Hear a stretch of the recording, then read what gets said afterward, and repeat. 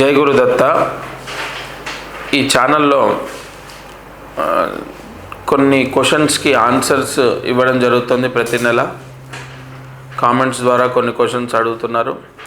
అందులో దేవుడి మీద ఒట్టేసి అబద్ధం ఆడితే ఏమవుతుంది? మామూలుగా దేవుడి మీద ఒట్లేస్తుంటాం, నేను మందు తాగను, లేదా జూదం ఆడను, లేదా అబద్ధాలు ఆడను, లేదా ఈ పని అస్సలు చేయను, ఆ అమ్మాయితో అసలు మాట్లాడను, లేదా ఇంకోటి దేవుడి మీద ఒట్టేసి ఆ ఒట్టుని అధిగమిస్తే లేదా అబద్ధం ఆడితే ఏమవుతుంది? ఖచ్చితంగా అది దోషమే.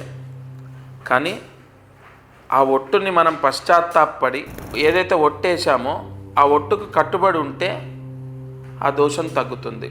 అలాగే ఎంతో కొంత భగవంతుడి మీద ఒట్టేసి మనం ఆ ఒట్టుని అధిగమించాం కాబట్టి ఖచ్చితంగా మీ స్తోమతను బట్టి వీలైనంత వరకు అమావాస్య రోజు బ్రాహ్మణుడికి బ్రతికినంత కాలం అది కిలోనా, 2 కిలోల, 3 కిలోల, 10 కిలోల, 50 కిలోల బియ్యం దానం చేయాలి. ప్రతి నెలకు ఒకసారి అమావాస్య వస్తుంది. బ్రతికినంత కాలం బ్రాహ్మణుడికి బియ్యము దానం చేస్తే మనం వేసిన ఒట్టు అధిగమించడం ద్వారా వచ్చే దోషం మనకు రాదు. ఇక దానికి శాశ్వత పరిష్కారం ఏంటంటే ఆ ఒట్టు ఏదైతే వేసామో తాగకుండా ఉండడం, లేదా ఇంకోటి అబద్ధం ఆడకుండా ఉండడం, ఇంకోటి దేని గురించి అయితే దేవుడి మీద ఒట్టేసామో ఆ ఒట్టుని మనం పాటించడం అతి పెద్ద ప్రాయశ్చిత్తం. ఇక రెండోది నేను చెప్పినట్టు దానం చేసుకోవడం.